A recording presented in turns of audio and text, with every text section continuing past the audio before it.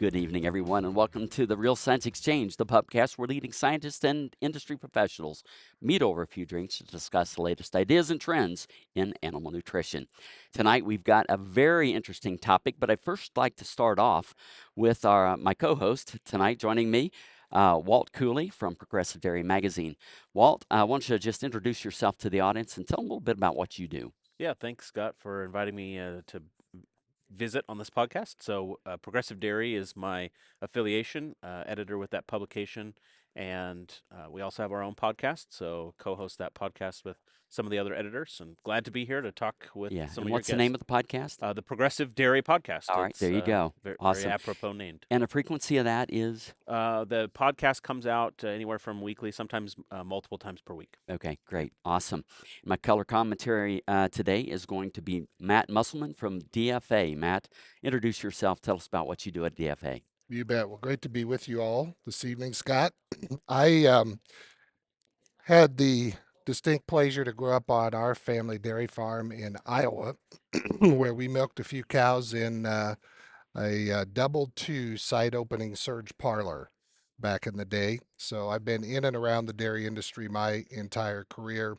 35 years in both nutrition and animal health, and then with DFA the last 8 years, where I work as one of our chief operating officers.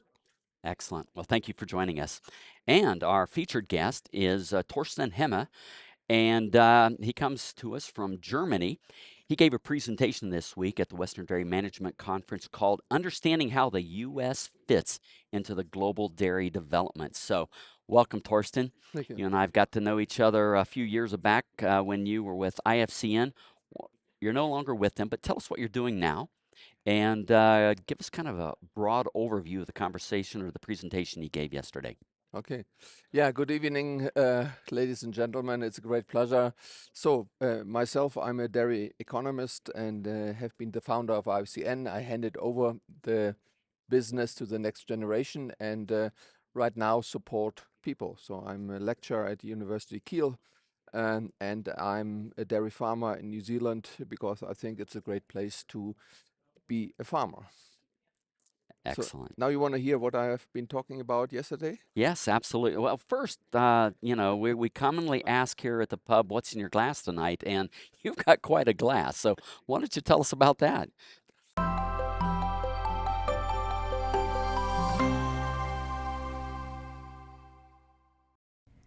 New research is changing everything we thought we knew about choline's impact on the cow and her calf, and top scientists have a lot to say about it.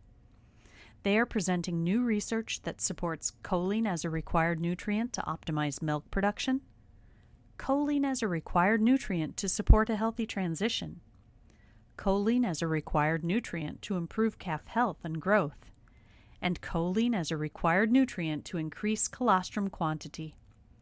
This new research is solidifying choline's role as a required nutrient for essentially every cow, regardless of health status, milk production level, or body condition score. Learn more about the science that is changing the game and the choline source that is making it happen. Reassure precision-release choline from Balchem. Visit balchem.com/scientistsay to learn more.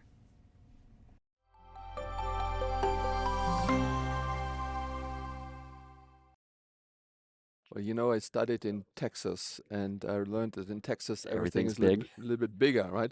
But that's a German mark, That's a right? German. Sometimes it's the other way around. No, I used these three glasses yesterday to explain the destiny of the dairy world to every person involved. So, what happens with these three glasses affects every dairy farmer in the world. All farm input companies like Balchem, all dairy journalists, all processors, and of course all consumers. So let's start with the glass in the middle. This one is the climate killer number one on this planet, According to some people. according to some people. Yeah. Now, everyone has the right to have an opinion. So some Correct, people yeah. have the opinion this is a climate killer number Yeah. one, and if we eliminate that one, we are all safe. We're all better. I would say Scott's audience probably is going to disagree with you. Yes, yes. Now, why do people talk about that? Well, this is the consumption of a world average person of milk per day or dairy products. So that's what an average person on the planet drinks or eats in terms of butter, cheese a day. So, cheers. Yeah, cheers. That's the world average. This is what an average Chinese person is drinking Or eating. or eating. Yep. And that's what a European person is eating, and the US person is drinking a little bit less, right? Okay. So something like that.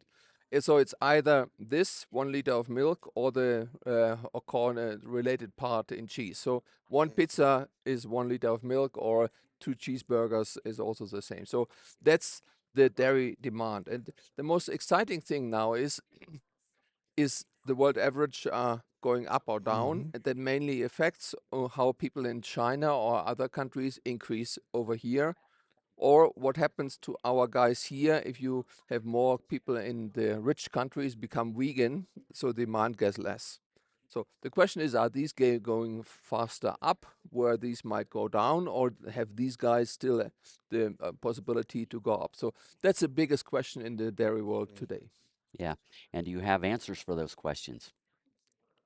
Well, I have predictions and 4 scenarios. Yeah. So, when you do predictions, it's always good to identify the 2 main uncertain drivers in your industry. And they need to be uncertain and big. So the first biggest uncertainty comes from, do the people appreciate dairy as a category, yes or no, or see that as the biggest climate killer? So you have Nicole Kidman in US doing a great cheers on that one, and you have other people doing the opposite. So that is one element on the matrix, and the other one is, how good is our politics and how good is our economics and prosperity on this planet developing? And the last 10 years we have done reasonably well. But the more we push our economy down, push the emerging market countries down, starts war, etc., it's a mess. So you have basically here the people who like dairy, those who don't like, and then you have here the good economic times and here the bad economic times. And with that one, you have 4 possible scenarios. So on the top right, you have the pro-dairy scenario where we have been in, and where we grow dairy demand at 2.5% per year. So that's a good time. On the bottom right, so people don't like dairy but still could afford it. That means we are in a rich and picky scenario. So the people, the average rich people, the average person in rich countries moves back in consumption, and we lose dairy demand on a significant pace. So that's a rich and picky scenario. Then on the top right, so the people would love to drink dairy, but they can't afford it, because this is an expensive food, especially if you, if you live on $1 or $2 a day. So, and that's an income restricted scenario. And on the bottom left, that is, you have the worst of the 2 worlds. The people either can't afford it or don't like it, and you have a shrinking industry. So the most exciting thing now is, if you stay on the top right scenario, we need until 2050 450 million tons more milk. So that's about 50%, or we need a built-in dairy industry which is 4.5 times the US today. That's a big number. It's a big number. So US, you are now on 10 million tons, 10 million cows. So if US would take the responsibility on this scenario, you better move to 15 or 20. So the Irish had been very smart on that in 2012, said, look, we move out of quota, we want to grow 50%. Let's get ready for that. Yeah. So that's a lot of milk. That's, I'm going to guess we're going to grow that glass into something a little more like this. Well, I think what you see is this. Let's say this is an average Chinese person, right? A rural person is drinking this amount, and a rich Chinese person is drinking this amount because he could afford it. So a person in Beijing is there. So it's just this little amount. And if you look on the world average, we think that the world average demand is growing about 20%. So we just make this glass full. Okay. And it could happen here It could happen here and partly also here. So US has increased their dairy demand the last 10 years by 16%, Europe by 8%. So something is happening here, it could happen here, and it could happen in basically any country. Mhm. Torsten, one of the things I liked about your presentation was you do bring a global perspective. Outside of the United States, you're bringing that here to the Western Dairy Management Conference. And one of the things that was interesting, you talked about, you have experience watching companies become global exporters, Mm. and talk about what typically that requires of the country and its infrastructure to become a global exporter, not just an exporter of excess, but a reliable exporter that's built for exporting markets into the global economy. Mhm. Well, I think if you take the example of the United States, right, you are great in American football, right? Most of the people in the world play soccer. So if you want to be a continuous exporter, take that example, and you take your funny ball and your strong guys, and or you go on a football field somewhere else, and then you have some fun with the guys, but no one takes you really serious because you are a little bit strange, right, for them. So if you want to play soccer, the world championship of football, the size of the ball need to look different. Maybe the shape of the people need to look different. You don't need this one on your face. No, this is a picture, right? And I think currently it's a choice. And I think the US, for example, has not made the choice whether to be a major dairy exporter or stay in the comfort zone of 94% local sales and get rid of some surplus. This is probably the best place to bring in Mhm. Matt. I mean, Matt, we're in Reno. You just were mentioning just over the hill. There's a plant in Fallon. It's one of the newest plants that greenfield construction that DFA did. Talk about what that means as you try to position DFA as a global exporter. Yeah, so I think uh, what I would just say as a high level perspective, my view, we live in the world of VUCA. So volatility, uncertainty, complexity, ambiguity. And you would probably say maybe it's been a while since we've had so much VUCA happening in the US in just terms of every front that you look at, whether you want to talk today about our political environment or the stock market or the conditions in agriculture and the dairy industry. So there are a lot of unknowns that will become clearer, I think, as we go through the next year or two, as we sort of settle out some of these tariff conversations and find out, where the priorities are going to be. But in general, we're very bullish on the future of U.S. dairy. We have the natural resources, we have the management skills, we have the technical capability now with all of the new things that we're doing with a variety of robotics and other IoT devices, or cow jewelry, as I like to call it. And you put all that together with that underpinning of the land base that we have in the US, where we can produce crops in a very highly efficient way. I think we're built to be a growth industry. And certainly that's what history shows, right? We typically have been in this mode of every year we're growing 1 to 2% of milk production in the US. A portion of that goes for export. I think we're up to around 16, 17% of U.S. dairy that does get exported. Obviously, most of that goes out as powder. But if you look at our domestic industry, you just look at the dairy case today versus the dairy case 20 years ago, and it's got a plethora of options.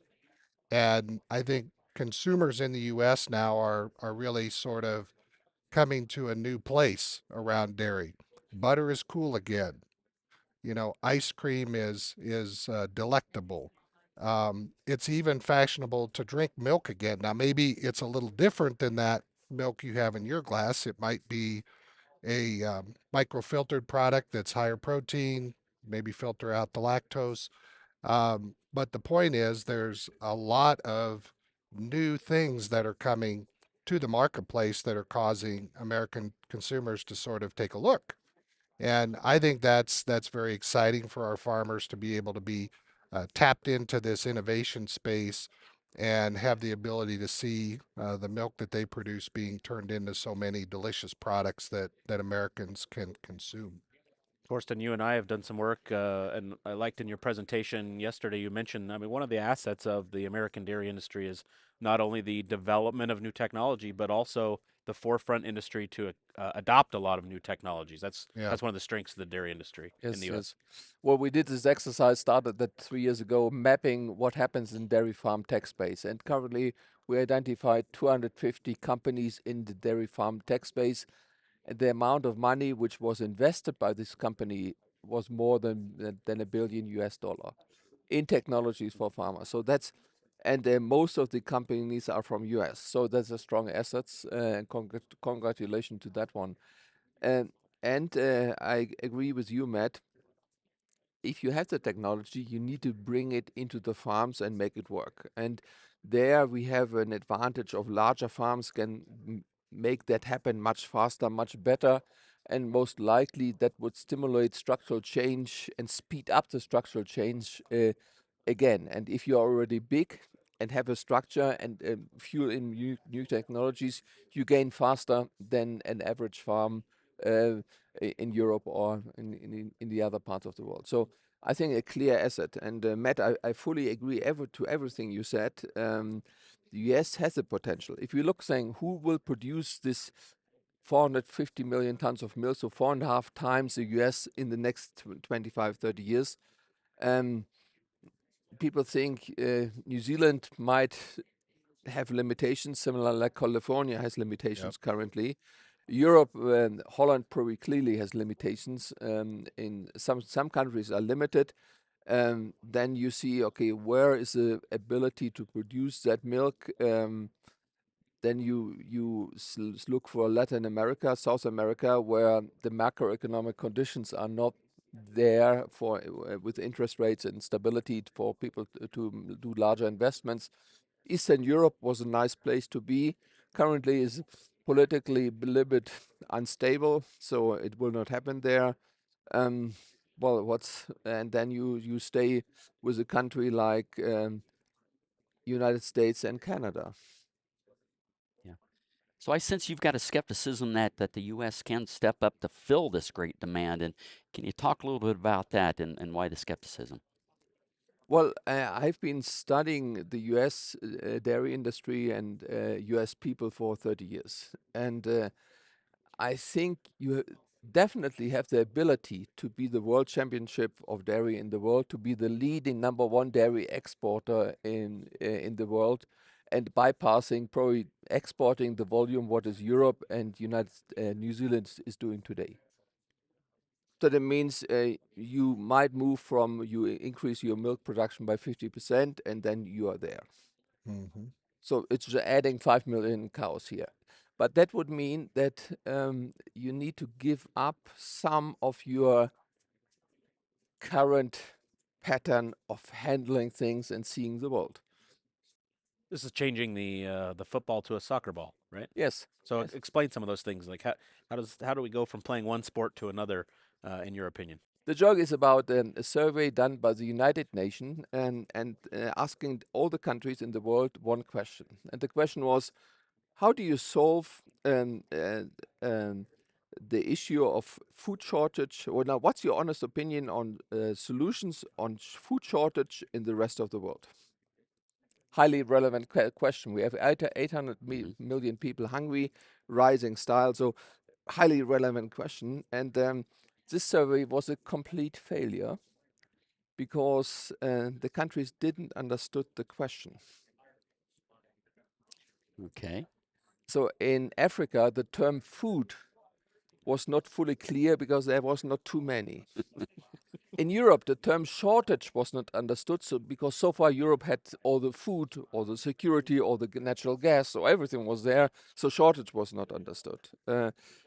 In China, the term opinion was not fully clear because they have a main opinion They have there. one opinion. They have one Yeah. opinion, yeah. And in Middle East, the term solution was not fully clear. And in US, the problem was that the people didn't understood what rest of the world meant. Yeah. So to bring this joke into perspective, you have be the leading global country in the world. Everyone was looking at you. Everyone was coming to you, and so on and so on. So that restricted your chance to look in a humble way to the rest of the world. And whenever you want to develop you as dairy, you sell your milk probably here, so you sell your milk in the rest of the world. So how much does an average American knows the rest of the world? Let's start with a simple thing. How many have a passport? How many have not a passport? How many are decided not to vaccinate against COVID and might get travel restriction based on that? I'm not talking about the educated people, but it's a culture. How many of your people in your country speak 2 or more languages? How many of you have experienced another country and another culture? So the biggest challenge is your intercultural competence. If you know one country and one culture, you know no culture. If you have been living a year or two abroad, experience another culture, you learn a second culture, and with that one, you learn your own culture much better. So this is a development perspective, which so far is there. So that's number one. It's a culture point. Then I think you have policy tools in place, which were very good for the old times. So let's talk about the federal milk marketing orders. I had a chance to study them a little, and I tried to explain a non-American person, a dairy person, saying, "What is that?" Very difficult.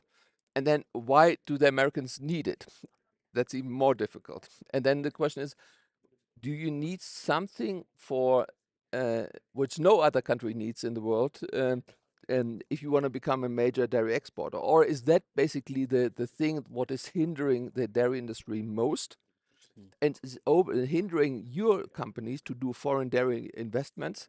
Or it might be an entrance, maybe invite for other companies invest in US. There are more foreign companies investing in US than US company investing outside. So We saw that in some presentations here yes, as well, yes. right? Yep. So I think so that there's this culture and mindset point. There's framework points which I would review. If you want to move from football to soccer, I would review some elements.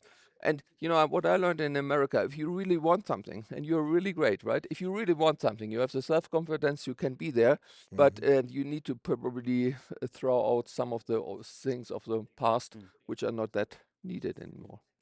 And you can figure that out yourself, but you need some courage and needs to saying, look, we are moving from football to soccer, and we need to change something, and then you get there. Thorsten, what I appreciate you being here at the Western Dairy Management Conference to explain is a different perspective, and it does help producers who maybe have a mind towards exporting products to understand what's going to be required if that's the way the U.S. industry as a whole wants to go. So I appreciate that perspective. Yeah. I have one last point which I want to add, and actually, in current times, the image of your country is a little bit on the downturn out of the perspective of the rest of the world. And if you are a representative of the government of Nigeria, you don't want American exports. You want your local dairy industry to grow. So what I think has not been understood that well in US is you cannot just dump your product somewhere in the market. You need to develop a market. You need to develop relationships, and the country where you want to import in, that requires that you support the local dairy industry to grow. So local dairy development, investment in local dairy development in Nigeria goes along with the chance to enter the market with your products. And some governments, you win elections as a politician in developing countries, but with the topic of milk. In India, 25% of the people have a cow at home. So with dairy, you win elections. So if you are, you want to feed, of course, your people, and you see you can't do it locally, but you still need to have arguments among your people saying we are importing. At the same time, the country like US is helping us to grow our local dairy industry. You have the best of the two worlds, which has been seen as a conflict many times. And I think I'm a normal American farmer saying, why in the hell should we invest in local dairy development and spend our money there that should buy our product? That doesn't work anymore. You know, Torsten, I am encouraged by the current environment that we're seeing in the U.S., where there's a lot of new investment in manufacturing assets that's going in. And as we watch that all start to ramp up, you see kind of a new era emerging where we're going to have a number of new, highly efficient plants to produce a lot of those different types and styles of products that people are interested in.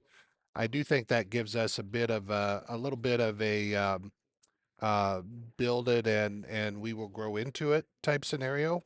And you could argue that, you know, with the total amount of new manufacturing that's going in, you know, people might say, well, where's the milk coming from to fill those plants? But I think our U.S. dairy farmers have proven over the years that they're willing to ramp up to meet that opportunity. So I do think that represents a piece of that growth scenario that you mentioned, where you know, we're kind of moving from some of the older, smaller plants that have been around for many decades and moving into a new era now where there's a lot of investment. And it's both by American companies as well as some other countries, companies that are coming in to, you know, to invest in those assets. So I think that is supportive of the idea of U.S. sort of growing into that demand curve that you're talking about. Yeah.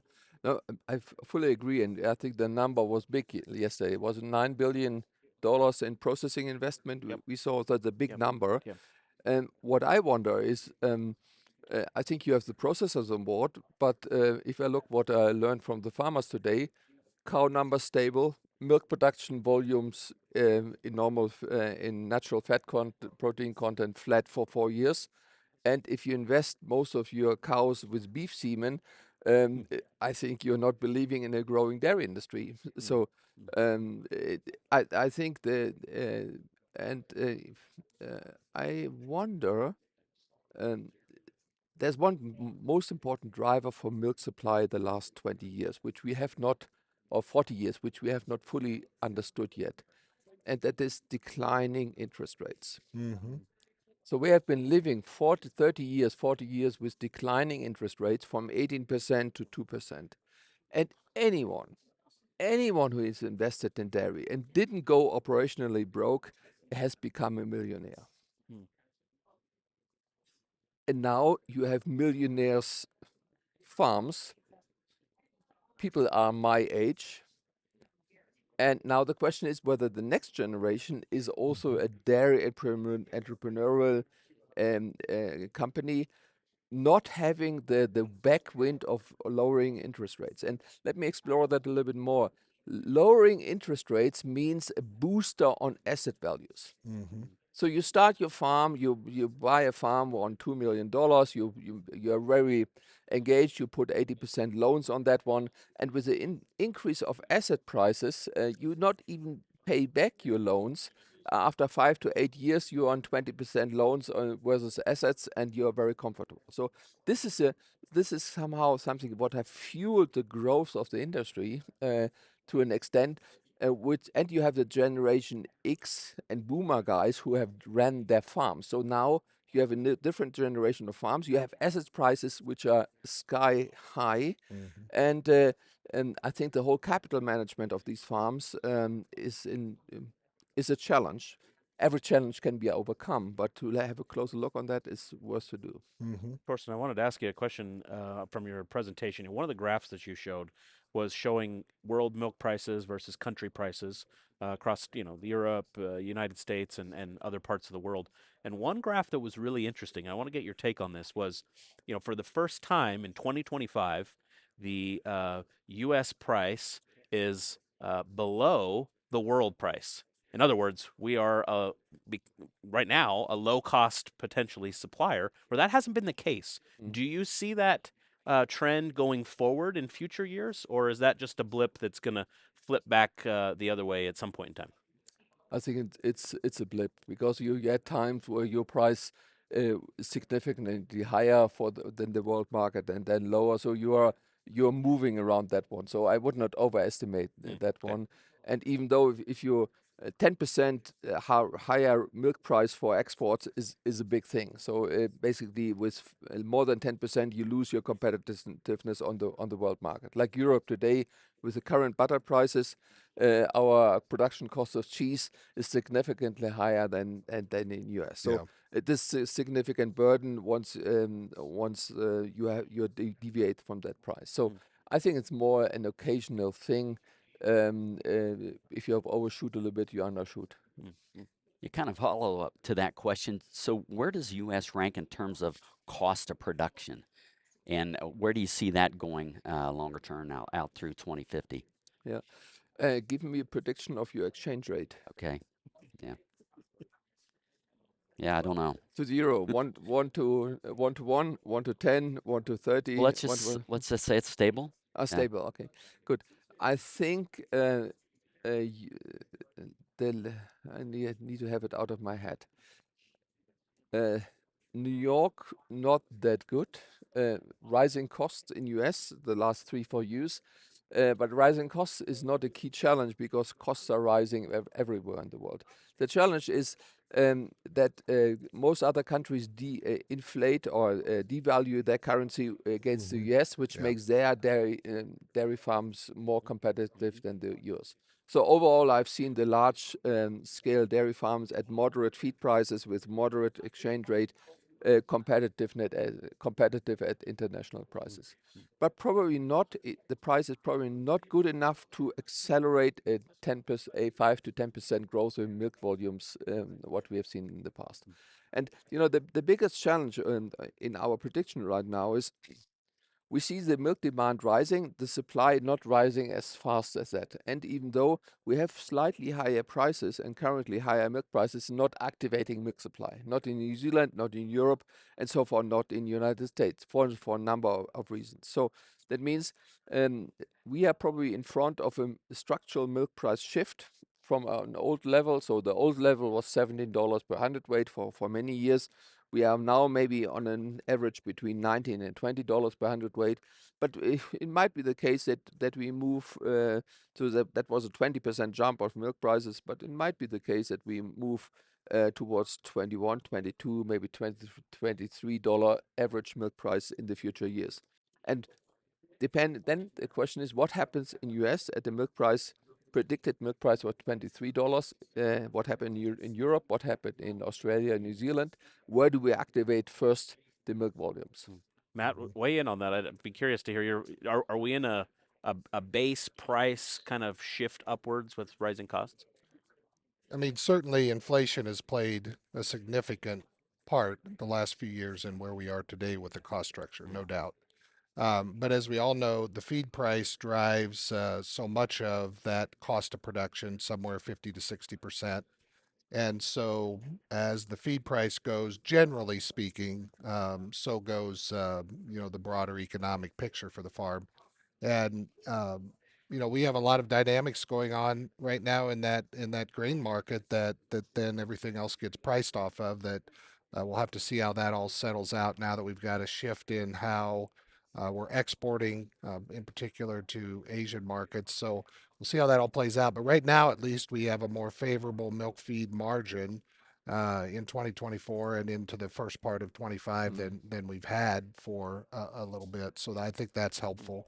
But one thing that Torsten mentioned that I do think is worth maybe just one additional, um, you know, comment on would be the impact that we're seeing today from the beef market that has sort of, piled on over into dairy. And of course, we've got the lowest beef cow inventory that we've had since the early 1950s, and so that has played into the availability of beef for uh, consumer access, and no question that drove what we see today, where we've got day-old calves bringing $1,000 as crossbreds. We've got coal cows bringing significantly higher amounts than they ever have in history. And so that does fit into the income statement of the farmer. And it does obviously cause some different decisions to be made in terms of how many heifers they're keeping back. I do think we'll work through that as the beef cycle plays out. And depending on, which predictions you look at, we might have another 2, possibly 3 years to work through before there might be some more heifers being retained on the beef side, therefore leading to a little bit more beef production. But we've clearly proven that it's possible to rent out some space in the dairy cow to produce a highly efficient beef animal. Mm. And, prior to this new trend, obviously half of the calves before sex semen were bull calves, and we're going into that beef market, a little bit different composition of the carcass, but it was still there. And so there's probably always going to be some opportunity for dairy to participate in that beef market just due to what we've learned the last 4 or 5 years. So I do think that'll settle out a little bit, and probably we'll get back to a little bit more normal heifer retention type approach for our dairy farmers, then giving them an opportunity to increase. I don't know that we're gonna I don't, in my crystal ball, I don't know if 5 million new dairy cows is in the cards or not. But I certainly see that we could, raise the inventory some. Mm. Well, I think it depends on. I think a good place to look on that is Ireland, right? Ireland put the farmers, the processors, the governments together, and built a strategy after a time, what they called after quota. Yep. So they had and then there was a strategy of plus 50%, where everyone said you are crazy. But the interesting thing is that farmers get excited about it. Processors invested in facilities. At the same time, government was behind it, and banks providing the loans. And then they ramped up the milk volume there. Those days they replaced beef fattening with dairy Right. because dairy had a bigger value. So I think how big US want to be and whether you want to make that step, and it's a choice to be taken. And Mhm. there are I think, whenever you look on change, you have the conservative part and the guys who like more than you at the adventure part, and that happens in every person himself, right? And the question is how, whether the dairy industry as a whole or the players, on what side are you? And at the moment, I think it has not been fully decided and aligned. Mhm. And once you align, um, well, we have a lower price jump. And if once you align, you produce more. The world market price rise will be moderate. If you don't align, then the world market price will be higher, and we probably bring the balance of supply demand in the world to bring it back into balance by making milk so expensive that these consumers stay at that volume, and we don't have the demand growth. Mhm. Yeah. I did have a question I was curious your thoughts on. So we've been reading and observing a lot in the press in the last year or two about the changing demographic profile in several countries, particularly China, and how Mm. that may impact uh, things that we do from a U.S. perspective to export to their markets. And I was just curious if you had any thoughts on that. And there's even some models that I've seen presented recently where they're showing a flattening out of the global growth curve, and even just looking at the aging population versus the ability for us to replace ourselves, if you will. So I was just curious if you had any thoughts on that. Yes, I know these scenarios, and let's come back to the simple basics. So dairy demand grew by 2.5% per year. So that is 20 million tons. So the demand was one New Zealand every year more demanded. And the key driver of this 2.5% was 1% was coming on from more people on the planet. So we are adding around 80 million more people on the planet. And we probably The percentage growth rate is declining. I think it was 1.5. Now we are slightly under 1%. So that is growing.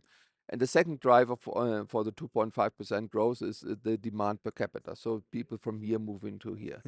So now, um, um, will the population growth be not growing? Then we lose 1% growth, and we have still 1.5% growth. And if we accelerate with economics, we still can grow at 2%. So I don't see any major shift on declining dairy demand growth, except we move in people not liking dairy, or we have a social cultural catastrophe in any part of the world which we don't want to see. Yeah. The Chinese thing is a pretty interesting thing because you said, look, we have the one-child policy. Now you're allowed to have a second child, but no one decided for a second child because it's too expensive. Yeah. Then you provided subsidy. Even the processors give free milk for the second baby and so on. But, I think China will not grow. They still, I think, they will stabilize and they will have a declining population, similar like Japan. But the Japanese drink double of that with their aging population. So sometimes I think you can make a story about an analysis, but if you go to the basic facts, China, Korea, this is still a dairy thing, and dairy is also good for older people. So I'm still optimistic, unless we keep unless the trust in the category is eroded. Scott, I think that's kind of my take home from today's message is really, I mean, dairy demand is there, and it's predicted to be there with the exception of maybe some activism things that so far, I think the latest data I've seen show that maybe we're heading in the right direction. But otherwise, there's a really good fundamental on dairy demand for producers to get excited about.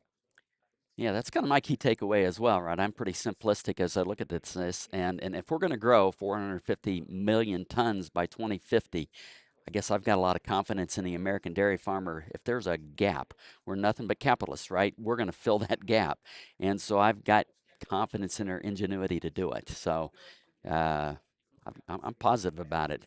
I don't know if it sounded like that during the conversation today, but there's a lot of headwinds. But anyway. Wrapping up, Matt, any key takeaways for you'd like to share with the audience? Tonight's last call question is brought to you by Niasure Precision Release Niacin. Niacin is a proven vasodilator for heat stress reduction and a powerful antilipolytic agent for lowering high blood NEFA in transition cows. Protected with Balchem's proprietary encapsulation technology, you can be sure it is being delivered where and when your cows need it. Learn more at balchem.com/Niasure. So I appreciate all the comments and perspectives, Torsten, that you brought yesterday and to this conversation as well. And I think it's right, to point out the opportunities and then potentially what the headwinds could be to seizing all of those opportunities. So I think I'm probably in the double ditto category in terms of what you said. I'm pretty bullish on the American dairy farmers' capabilities to rise to meet the occasion. And I think you've got the right infrastructure in place to support that across the U.S. I think, as you pointed out, Torsten, we've got to have a next generation that wants to participate in the industry. That's a key. And so that'll be an important thing to help facilitate, as we rise to meet this next era of growth is having the right people in place that want to do this and lead the industry. That's an important point. But overall, I'm pretty bullish as you are, Scott, on our ability to rise to meet that gap. Yeah, I mean, like the options are really limited, right? If where's it going to come from? I mean, Europe, the U.S., South America, anywhere else? I mean, Well, I think we should not forget that dairy still is a local for local product. So 70% of the additional dairy demand will be produced locally, and some will be produced in one country and shipped to the other country. So and most of the milk will be produced locally. And if economics is very difficult, you have these countries get a significant price premium over the world market for the fresh milk segment. So no doubt of that. And Matt, I think what we could summarize here: dairy outlook is great. Opportunities for the US is great. You can win if you adapt, and it's fun to play football. Even though you haven't done it that much, and it's a girls sport here in US, right? It's fun to play football. I appreciate you saying that. You play football. Yeah. That works for everybody. Very well. Well, this has been an awesome discussion. I hope to continue it down the road. Right, the future is bright. So I want to thank you guys for joining us today. This has been a great conversation. Matt, last minute, appreciate you joining with us. To our loyal audience, as always, thank you again for sharing some time with us. We hope you learned something. I hope you had some fun. We hope to see you next time here at the Real Science Exchange, where it's always happy hour and you're always among friends. We'd love to hear your comments or ideas for topics and guests, so please reach out via email at anh.marketing@balchem.com with any suggestions, and we'll work hard to add them to the schedule. Don't forget to leave a 5-star rating on your way out. You can request your Real Science Exchange t-shirt in just a few easy steps. Just like or subscribe to the Real Science Exchange and send us a screenshot along with your address and t-shirt size to anh.marketing@balchem.com. Balchem's Real Science Lecture Series of webinars takes place on the first Tuesday of every month, with the top research and nutrition topics that will impact your business. We also include small ruminant, monogastric, and companion animal-focused topics throughout the year. Visit balchem.com/realscience to see the upcoming topics and to register for future webinars. You can also access past webinars and search for the topics most important to you.